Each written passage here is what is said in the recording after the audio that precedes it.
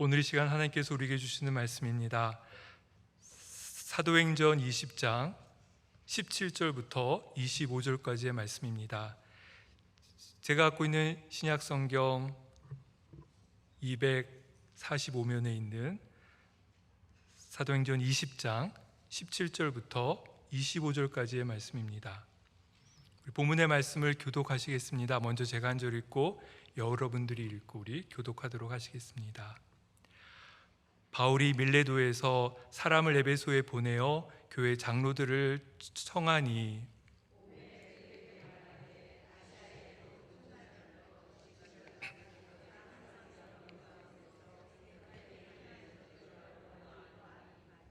곧 모든 겸손과 눈물이며 유대인의 관계로 말미암아 당한 시험을 참고 주를 섬긴 것과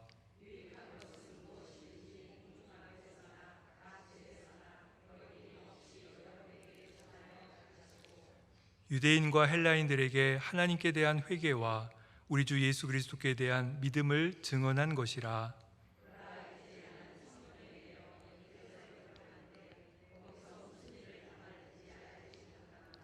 오직 성령이 각성해서 내게 증언하여 결박과 환난이 나를 기다린다 하시나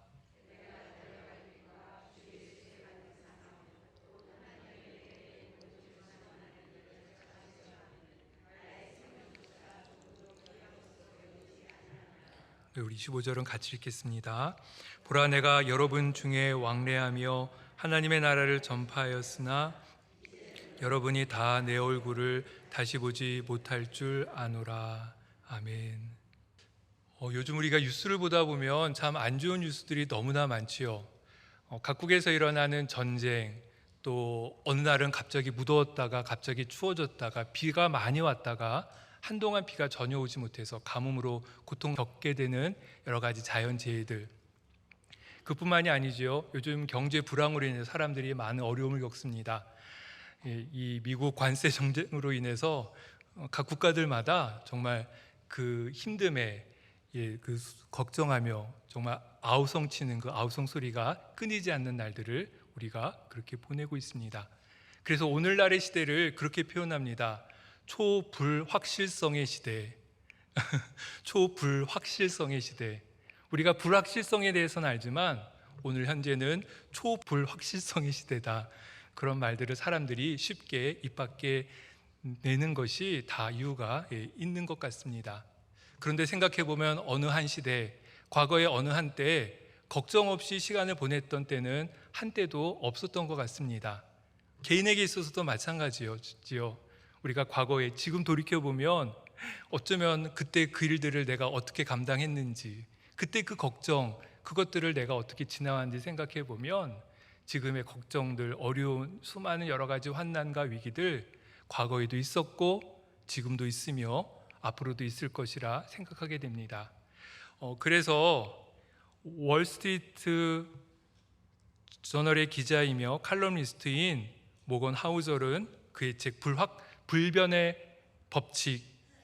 법칙이라는 책에서 우리에게 이런 말을 합니다. 불확실성은 우리 삶에서 유일하게 확실한 요소이며 이 불확실성을 받아들이지 않는 것이 가장 위험하다. 불확실성이야말로 우리 삶에서 가장 확실한 것이다. 그렇게 이야기를 하면서 불확실성을 받아들이는 것, 불확실성을 수용하는 것만이 우리가 이 사태, 수많은 위기와 걱정의 시기를 감당해 나갈 수 있는 그 시작 출발점이 바로 거기로부터 시작이 된다. 불확실성을 인지하고 수용하는 것으로부터 시작된다. 우리에게 그렇게 이야기를 해주고 있습니다. 불확실성의 시대를 살아가는 우리의 자세는 어떠해야 할까요? 뭔가 확신을 찾아가면 불확실성을 극복할 수 있을까요? 확실한 것들을 그렇게 얻기 위해서 내가 더 많이 노력하고 더 많이 수고하고 더 많이 애쓰며 더 많은 시간 긴장하고 집중해서 일들을 처리하면 불확실성을 극복할 수 있을까요? 그런데 꼭 그런 것만은 아님에 분명합니다. 오히려 우리가 노력하면 노력할수록 더 확실한 거, 확신을 찾아가면 찾아갈수록 우리의 삶은 점점 더 피폐해지고 우리의 에너지는 쉽게 소진되며 없어지는 경험들을 하게 되지 않습니까? 우리가 내 스스로의 힘으로 무엇인가 문제들을 해결하며 내 힘으로 통제할 수 있다라고 생각하는 그 순간, 그때가 오히려 더 위험한 시기라는 것을 우리가 생각해야 합니다. 내가 이 문제를 통제할 수 있다고 무엇인가 더 수많이 노력하는 것들이 오히려 밑 빠진 독에 물 붓는 격과 같이 오히려 우리를 더 좌절과 절망으로 그렇게 빠뜨리는 것들을 경험하게 되기, 네, 그렇습니다. 그래서 불확실성을 인정하는 것부터 시작하는 것이 중요하지요. 왜냐하면 인간이 유한하기 때문에 그렇습니다. 인간에게 한계가 있기 때문이지요. 인간의 삶이 유한하고 한계가 있으며 어느 무엇도 어느 누구도 미래에 일어날 일들을 확실히 아는 사람들은 없기 때문에 불확실성을 내가 통제하며 어떻게 해서든지 내 힘으로 해결하려고 노력하기 이전에 그것들을 알고 인정하고 받아들이는 것부터 시작해야 한다. 그렇게 많은 학자들이 우리에게 조언해 주고 있습니다. 이런 연구 결과가 있습니다. 아마 여러분들 많이 들어보셨을 겁니다. 우리가 하는 걱정의 한 40%는 이미 일어난 일에 대한 걱정이라고 합니다. 뿐만 아니라 우리가 하는 걱정의 한 25% 정도는 아직 일어나지 않을, 즉 쓸데없는 걱정이라는 것이죠. 그리고 22%는 별 볼 일은 없는 걱정들, 해도 되고 안 해도 되는 그러한 사소한 걱정들이라고 합니다. 우리가 하는 걱정의 4%는 내 힘으로 우리 인간이 어떻게 해결할 수 없는, 어쩔 수 없는 문제, 오직 걱정의 4%만이 내가 무엇인가 해결해 갈 수 있는 걱정의 부분이라고 하지요. 수많은 걱정, 어떻게 보면 해도 그만 안 해도 그만, 해도 별로 도움 안 되는 걱정들이 대부분인 것을 우리가 생각해 볼 수 있습니다. 그러므로 걱정에 대한 새로운 인식을 갖는 것이 필요합니다. 그것은 이 걱정이 정말 건강한 걱정인지 아니면 건강하지 않은 걱정인지, 이것이 정말 생산적인 좋은 걱정인지 아니면 비생산적인 건강한지 건강하지 않은 걱정인지를 먼저 분별하는 것부터가 우리가 생각해야 될 첫 번째 부분인 것이죠. 한번 예를 들어 생각해 보시기 바랍니다. 우리가 감기가 걱정이 돼서 우리가 두꺼운 옷을 입고 외출을 한다면 그것은 아마도 좋은 걱정, 생산적인 걱정이겠지요. 많은 학생들이 열심히 공부하는데 이번 시험에 내가 시험을 잘못 보면 안 되는데 그러면 성적이 안 좋을 텐데라고 하는 걱정에 시험 전날에도 그냥 쿨쿨 잠을 자는 것이 아니라 공부한다면, 신경을 써서 공부한다면 그것은 아마 좋은 걱정, 생산적인 걱정에 해당될 것입니다. 비생산적인 걱정도 아주 많이 있죠. 앞으로 내가 100살까지 건강하게 살 수 있을까? 정말 앞으로 미래에는 아무런 걱정할 일이 생기지 않을까 하는 그러한 걱정들, 뭔가 내가 구체적인 행동으로 옮길 수 없는 그러한 걱정들, 비생산적인 걱정들, 또 그런 걱정들이다. 우리가 그렇게 분류할 수가 있겠지요. 이처럼 지금 내가 하고 있는 걱정이 생산적인 걱정인지 나의 행동을 불러일으키고 정말 나로 하여금 이 걱정으로 인해서 무엇인가 생각하고 고민하며 누군가와 함께 문제를 해결하고자 하는 나의 행동을 변화시키는 걱정인지, 아니면 전혀 나의 행동과는 무관한 그냥 내 생각과 내 상상 속의 추상적인 걱정인지, 걱정을 이 성격을 먼저 구분하는 것부터 시작하는 것이 중요하죠. 거기로부터 우리가 수용해야 될 부분들은 수용하고 내가 행동으로 풀어가야 될 문제에 대해서는 최선을 다해 풀어가는 그러한 수고와 노력이 또한 요청되는 것입니다. 어느 한 죽음의 신이 있었는데요, 이 죽음의 신이 어느 한 마을로 걸어가고 있었다고 합니다. 그거를 본 어떤 사람이 죽음의 신을 가로막고 질문을 했죠. 지금 저 마을에 뭐 하러 가냐고. 죽음의 신이 말합니다. 내가 저 마을에 있는 사람 100명의 목숨을 가지러 간다. 이 사람이 깜짝 놀라서 어떻게 그런 말을 그렇게 쉽게 할 수 있느냐라고, 죽음의 신은 그것이 내가 하는 일이다 그렇게 말하지요. 이 사실을 한 이 사람 그냥 있을 수 없었죠. 불이 나게 먼저, 죽음의 신보다 먼저 마을로 달려가서 마을 사람들한테 경고했습니다. 지금 죽음의 신이 점점점 가까이 오고 있다라는 이야기를 한 것이지요. 그리고 이제 껌껌한 밤이 되었고 이 사람 길을 가다 다시 죽음의 신을 만났습니다. 그런데요, 죽음의 신을 대고서 크게 항의를 하며 막 이야기를 했죠. 어떻게 100명의 목숨을 가져갔겠다라고 이야기를 하고서는 저 마을 사람들 수만 명의 목숨을 가져갔냐라고 그렇게 항의를 한 것입니다. 그때 죽음의 신이 이 사람한테 이렇게 이야기해 줬다고 합니다. 나는 내 말대로 했다. 나는 100명의 목숨만 거두었지. 하지만 그 나머지는 걱정이란 놈이 한 일이야. 걱정이란 놈이 그만큼 더 많은 사람들을 죽였어. 그렇게 이야기를 했다고 합니다. 그렇죠. 우리가 걱정에 완전히 몰입되거나 걱정에 사로잡히면 이런 비생산적인 결과를 낳게 됩니다. 불행한 결과를 낳게 되지요. 우리 삶이 망가지는 거, 걱정해서 헤어나지 못해서 헤맬 때 결국 우리의 삶이 피폐지고 또 망가지는 것들을 생각해 보게 됩니다. 물론 그런 이야기를 할 수 있을 겁니다. 어떻게 비생산적인 걱정과 생산적인 걱정, 좋은 걱정과 건강하지 않은 걱정을 분명하게 구분할 수 있는가? 물론 그거를 완벽하게 구분하는 것은 어렵습니다. 앞서 들었던 예서처럼 우리가 감기에 대한 걱정 때문에 옷을 잘 입고 또 비타민을 먹고 아무리 건강을 챙겨도 감기에서 완전히 벗어날 수는 없지 않습니까? 언제든지 감기가 걸릴 수 있지요. 그러하기에 우리가 이 비생산적인 걱정과 생산성의 걱정의 경계를 잘 찾아가는 것이 중요합니다. 그거를 잘 분별하는 것이 중요합니다. 어디까지가 내가 수용해야 될 부분인지, 그리고 어디까지가 내가 노력하며 감당해야 될 부분인지를 잘 분별하는 지혜가 필요한 것이지요. 그렇지 않으면 걱정에 한번 빠져들게 되면 우리가 걱정에서 벗어나지 못하게 됩니다. 계속 집착하게 됩니다. 또 반면에 걱정이 없는 것처럼 걱정에 대해서 온전한 받아들임, 수용이 없다라면 결국 걱정을 부정하게 되고 오히려 그것이 걱정에 더 집착하게 되는 불행한 결과를 낳을 수도 있기 때문인 것입니다.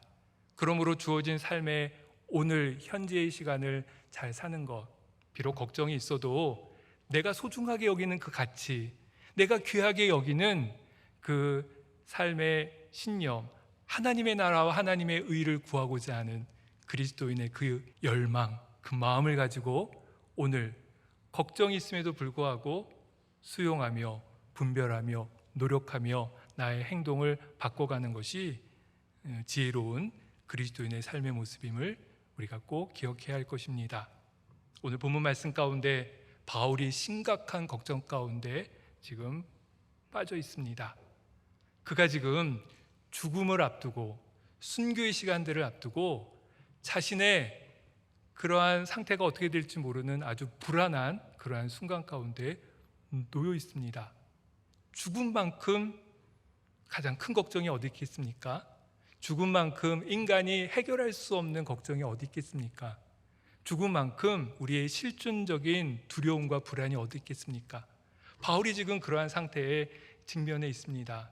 그가 성령님의 인도하신 가운데 앞으로 예루살렘에 가게 되면 거기에서 잡혀서 순교하게 될 것임에 대해서, 죽을 것임에 대해서 그가 이미 미리 알고 있었죠. 인지하고 있었습니다. 지금 그를 흔드는 죽음이라는 커다란 두려움이 그를 걱정으로 몰고 가고 있는 그러한 순간입니다. 그래서 그는 에베소에 있는 귀한 하나님의 사람들을 불러서 자신이 이들을 보게 되는 날이 오늘이 마지막일 수도 있다는 생각 가운데 귀한 말씀을 오늘 본문의 말씀을 통해서 증언하고 있죠. 그런데 우리가 함께 읽으면서 느끼셨듯이 바울 전혀 걱정하는 눈치가 아닙니다. 지금 무엇과도 비교할 수 없는 커다란 걱정이라는 큰 바위 앞에 서 있음에도 불구하고 지금 바울이 하는 말씀을 들어보시면 전혀 걱정하지 않는, 염려하지 않는 사람의 그러한 어투와 그러한 모습으로 지금 에베소 교회 성도들 향해서 성도들과 이야기하고 있는 것을 볼 수 있지요. 그가 말합니다. 자기에게 수많은 시험과 어려움들이 있었다. 환난이 있었다. 내가 감당하기 어려운 고난과 고통들이 있었다. 그러나 그럼에도 불구하고 하나님께서 나를 부르신 부르심의 사명, 하나님의 복음 증거하는 일에 내가 지금까지 전념했듯이 나는 앞으로도 그럴 것이다. 내가 이 죽음의 두려움이라는 커다란 걱정 앞에서 염려하고 근심하며 불평하는 것이 아니라 과거에 그랬듯이 이제 내가 더욱 하나님의 사명에 집중할 것이다. 하나님께서 나를 부르신 그 삶의 이유에 더욱 전념할 것이다. 오늘 본문을 통해서 우리에게 바울이 말씀하고 있는 겁니다. 우리 함께 읽었던 24절 말씀 한번 다시 보시면 바울의 귀한 고백이 있습니다. 내가 달려갈 길과 주 예수께 받은 사명 곧 하나님의 은혜의 복음을 증언한 일을 마치려 하면은 나의 생명조차 조금도 귀한 것으로 여기지 아니하노라.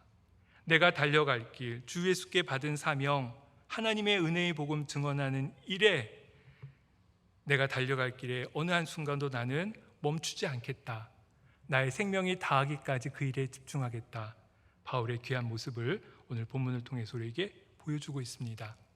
아마 다 잘 아시죠? 바울이 그의 시간들 속에서 얼마나 많은 어려움들을 겪었는지 우리가 너무나도 잘 알고 있지 않습니까? 그는 수많은 사람들한테 매도 맞았고요, 또 돌에 맞기도 했습니다. 심지어는 바울을 죽이기로 결심한 사람, 바울을 죽이기 전까지는 먹지도 마시지도 않겠다라고 참 이상한 결심을 한 40명이나 되는 그러한 사람들도 있었습니다. 실제로 바울이 어느 성에 갔을 때 바울을 죽이려고 성에 숨어 있던 사람들을 바울이 겪기도 했었지요. 그것만이 아니었습니다. 바울에 대한 온갖 부정적인 소문들이 끊이지 않았습니다. 바울은 곳곳에서 하나님의 복음을 증거하면서 이렇게 텐트 만드는 일을 하면서 선교 사역을 감당하지 않았습니까? 그걸 보면서도 사람들이 바울을 비난했습니다. 쟤는 일하면서 복음을 전하는 거 보니까 진정한 사도가 아니야 라는 비난의 이야기를 듣기도 했습니다. 바울은 결혼하지 않았죠. 그것에 대해서도 바울을 이상하게 보는 그러한 사람들도 있었습니다. 그것만이 아닙니다. 바울이 가장 안타까웠던 것은 그가 하나님의 나라를 위해 최선을 다해서 교회들을 곳곳에 하나 두 개씩 그렇게 건축하고 그곳에 아름다운 교회들을 이루어 갔는데 그곳에서 들려오는 소식이 좋은 소식들은 별로 없었습니다. 싸우고 다툼하고 갈등하는 이야기, 그런 이야기들을 들을 때 바울의 걱정, 근심, 아마 어느 누구도 생각하지 않을 그러한 좌절이고 절망들을 경험했겠죠. 또 거기에 더해서 그는 하나님의 복음을 증거하는 중에 자기의 몸에 가시를 갖고 있다고 바울이 고백하지 않습니까?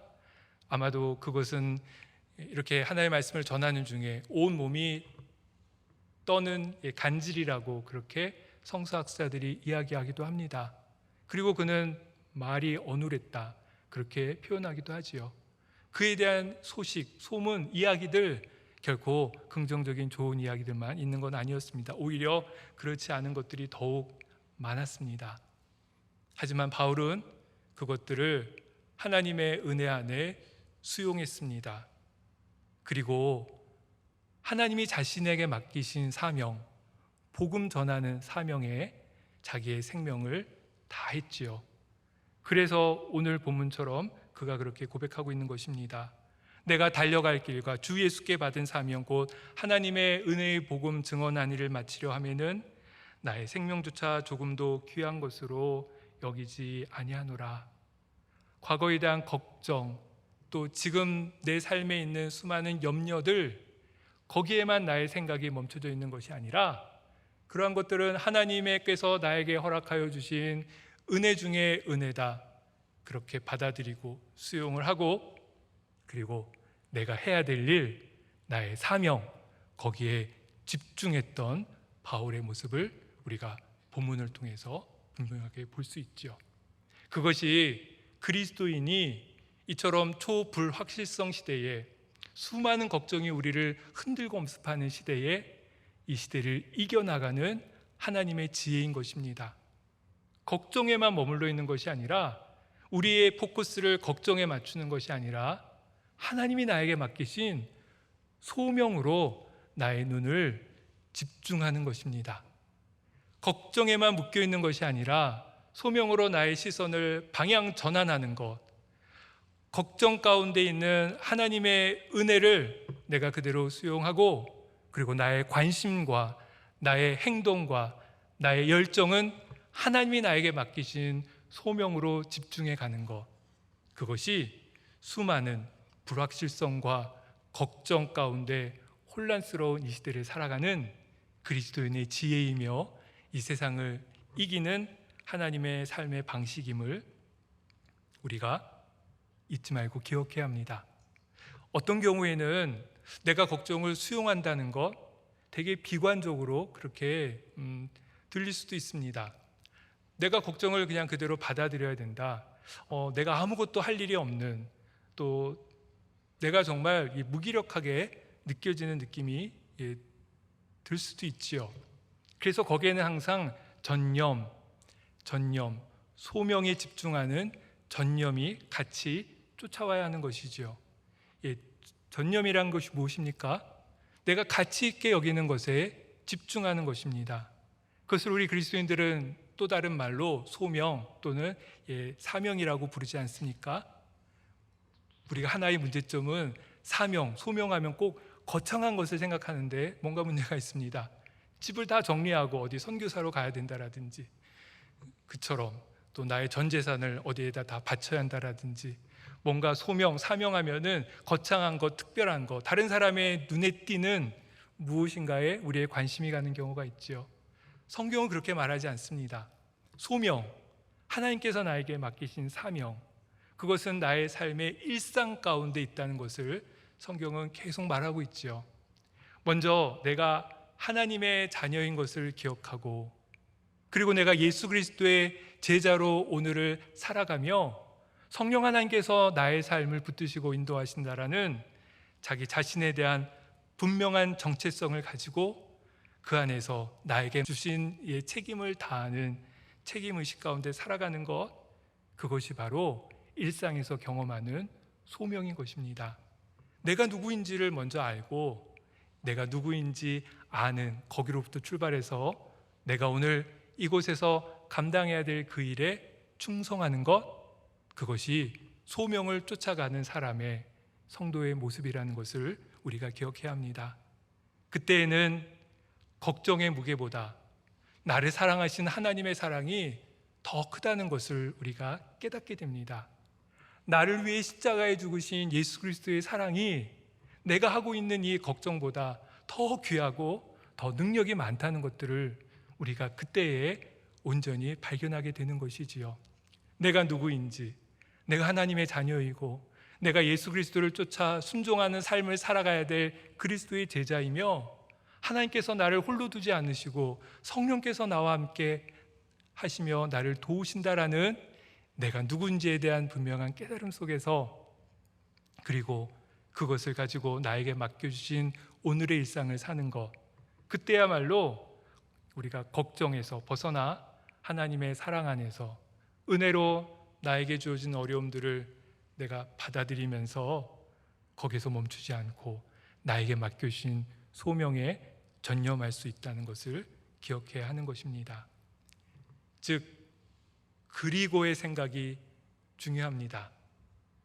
수용하는 것, 그리고 전념하는 것이지요. 걱정을 받아들이는 것, 그리고 나의 소명에 충성하는 것입니다. 걱정의 무게보다 하나님께서 나에게 맡겨주신 소명의 가치를 더욱 귀하게 여기는 것입니다. 걱정 앞에서의 두려움보다 하나님께서 나에게 맡겨주신 소명에 즐거워하고 기뻐하는 것입니다. 거기로부터 걱정은 하나님이 우리 안에 나를 새롭게 변화시키시는 귀한 동기가 되고 귀한 역할을 한다는 것을 우리가 잊지 말아야 합니다. 영국의 유명한 조각가 중에 헨리 무어라는 조각가가 있습니다. 그는 자연, 인간의 신체 같은 것들을 통해서 아주 멋진 조각 작품들을 만들어서 20세기 현대의 조각의 아이콘이라 불릴 정도의 아주 유명한 조각가이죠. 어떤 사람이 그한테 그런 질문을 했습니다. 그의 나이가 아주 많았을 때 이런 질문을 하지요. 이제 선생님의 나이가 80살이십니다. 선생님은 분명히 긴 인생을 사시면서 삶을 살아가는 비결을 알고 계시리라 생각하는데 선생님이 이 80년이라는 긴 시간을 이렇게 멋진 조각가로 살 수 있던 삶의 비결이 어디 있었습니까? 질문했다고 합니다. 그 질문에 이 헨리 무어 이런 귀한 이야기를 해주었습니다. 삶의 비결, 그것은 자신의 사명을 가지는 것입니다. 그대가 그대 삶 전체를 통해 해야 하는, 그대의 모든 것을 가지고 임해야 하는, 그대의 전 생애의 모든 순간을 통해 이루어야 하는 사명을 갖는 것, 그것이야말로 당신이 잘 사는 길입니다. 그런 이야기를 해줬다고 합니다. 자신의 사명에 진심인 사람, 오늘 하나님께서 나에게 주신 사명에 집중하고 그 일을 행하고자 하는 사람, 하나님의 자녀로서 나에게 맡겨주신 사명에 온전히 집중하는 사람, 그가 걱정을 이기는 사람인 것을 우리가 생각해 보게 됩니다. 신앙생활에 있어서 성숙한 사람은 어떤 사람입니까? 신앙생활에 있어서 성숙한 사람, 그는 하나님을 분열적으로 생각하지 않는 사람이 신앙생활에 있어서 성숙한 사람입니다. 자신에게 좋은 일이 있을 때는 하나님 너무 좋은 분이셔 라고 했다가 뭔가 어려움이 있고 힘든 일이 생기면 하나님께서 왜 그러셔? 라고 이야기하는, 하나님을 분열적으로 생각하는, 자기의 부모가 나한테 좋은 것들을 줄 때에는 아주 좋아했다가 부모가 나를 힘들게 하면 부모에 대해서 불평하는 어린아이와 같은 그러한 사고가 아니라, 하나님을 분열적으로 사고하는 것이 아니라 하나님을 통합적으로 생각할 수 있는 사람, 그 사람이 성숙한 신앙을 가진 사람임에 분명하지요. 비록 나의 삶에 어려움이 있어도 이것을 통해서 하나님이 이루고자 하신 일이 무엇인지 생각할 줄 아는 사람, 그리고 정말 나에게 좋은 일이 있을 때 감사하고 즐거워하며 그때 주변 사람들을 한번 더 돌아볼 수 있는 사람, 그가 바로 성숙한 사람이지 않겠습니까? 하나님을 나의 필요를 충족시켜주는 그러한 대상으로 생각하는 것이 아니라 요술램프의 지니와 같은 그런 분으로 하나님을 그렇게 지칭하는 것이 아니라 하나님을 인격적으로 대하는 사람, 하나님과 인격적인 관계를 맺을 수 있는 사람, 비록 어려운 일이 있어도 하나님에 대한 신뢰한 마음이 있어서 하나님을 믿고 그 길을 가는 사람, 비록 나에게 걱정스러운 일이 있고 염려되는 일이 있어도 불확실성에 내가 흔들리고 괴로워해도 그래도 하나님이 나를 여전히 붙들고 계심을 믿음으로 고백하며 걸어갈 수 있는 사람, 그 사람이 하나님과 인격적인 관계를 맺고 그리고 하나님과 정말 깊은 관계 속에 하나님을 통합적으로 생각하는 신앙이 깊은 성숙한 믿음의 사람인 것을 우리가 꼭 기억해야 합니다. 그때 우리는 나의 삶에 대한 만족뿐만이 아니라 거기에 한 단계 더 나아가서 감사의 자리로까지 나아갈 수 있습니다. 걱정을 넘어 사명의 자리로 나아가는 것, 그것이 걱정을 이기는 그리스도인의 삶의 방식임을 우리가 꼭 잊지 말고 기억해야 합니다. 우리가 잘 아는 빌리 그레이엄 목사님, 이 목사님이 어느 지역에서 집회를 마치고 자기 숙소로 돌아갔을 때 숙소까지 쫓아와서 어떤 사람이 이런 질문을 했다고 합니다. 오늘 목사님께서 장차 올 미래에 대해서 말씀해 주셨습니다.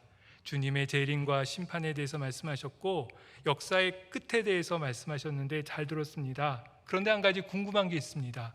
목사님은 목사님과 목사님 자신의 미래에 대해서 알고 계십니까? 참 이 대답하기 어려운 황당한 질문에 빌리 그레이엄 목사님 이런 귀한 대답을 해주었다고 하지요.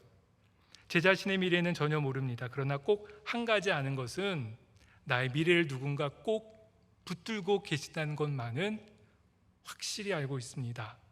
그분이 나의 과거를 붙드셨듯이 지금 현재를 붙들고 있고 그리고 그분은 앞으로의 나의 미래도 붙들고 계실 것입니다.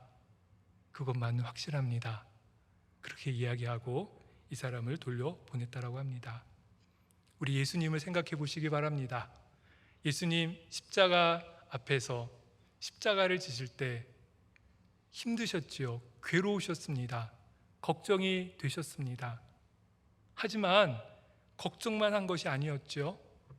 하나님이 왜 나를 이 땅에 보내셨는지, 인간의 육신을 입고 성육신하게 하셨는지 그 소명, 사명을 생각했고 거기에 집중하셨습니다. 그래서 주님 이렇게 말씀하십니다.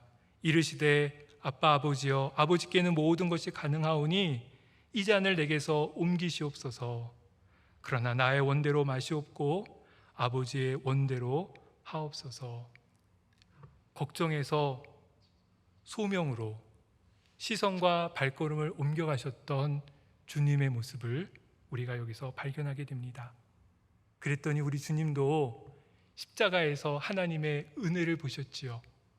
그리고 감사로 십자가를 지셨고, 그리고 십자가의 죽으심으로 부활이라는 기쁨과 영광을 맞이하셨던 것을 우리가 잘 알고 있습니다. 바로 그것입니다. 우리는 걱정해서 나의 소명으로 우리의 발걸음을, 우리의 시선을 옮겨가야 합니다. 그때 우리는 하나님의 은혜를 보게 됩니다.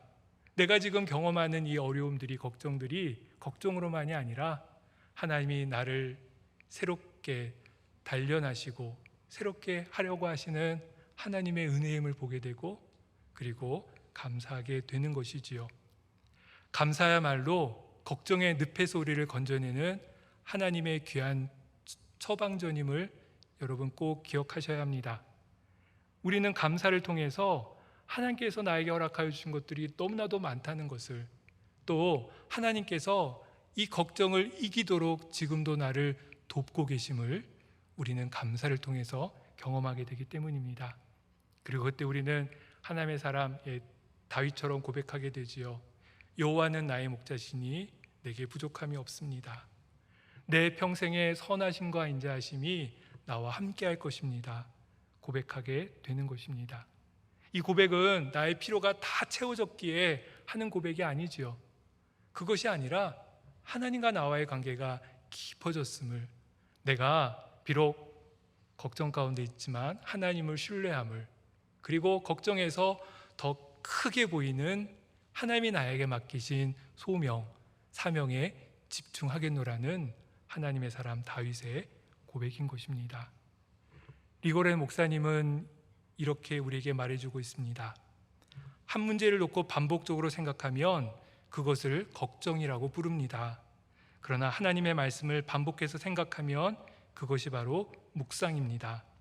우리가 걱정하는 방법을 안다면 묵상하는 방법은 이미 알고 있다고 볼 수 있습니다. 우리의 관심을 걱정거리에서 성경 구절로 그렇게 옮기면 되는 것입니다. 그리고 하나님의 말씀을 더 묵상하면 할수록 우리의 걱정거리는 작아지고 줄어들 것입니다. 걱정해서 헤매는 삶이 아니라 하나님의 말씀을 더욱 가까이 함으로 하나님이 나에게 맡겨주신 소명이 무엇인지, 사명이 무엇인지 거기에 나의 관심을 집중하는 것. 걱정해서 이리저리 휘둘리는 것이 아니라 하나님이 나에게 맡겨주신 소명에 집중하며 그 일을 행하고자, 그 일 가운데 거하고자 한 걸음, 한 발, 한 손을 더 내딛는, 거기로부터 우리의 걱정은 오히려 삶의 풍성한 열매로 변화될 것임을 우리가 잊지 말고 기억해야 할 것입니다. 걱정에서 소명으로 옮겨가는 삶, 자신에게 주어진 사명에 진심인 사람, 그가 걱정을 이길 수 있는 그리스도인임을 우리가 꼭 기억해야 될 것입니다. 함께 기도하겠습니다. 하늘에 계신 우리 아버지여, 이름이 거룩히 여김을 받으시오며 나라의 마옵시며 뜻이 하늘에서 이룬 것 같이 땅에서도 이루어지이다. 오늘날 우리에게 일용할 양식을 주옵시고 우리가 우리에게 죄진 자를 사하여 준 것 같이 우리 죄를 사하여 주옵시고 우리를 시험에 들게 하지 마옵시고 다만 악에서 구하옵소서. 대개 나라와 권세와 영광이 아버지께 영원히 있사옵나이다. 아멘.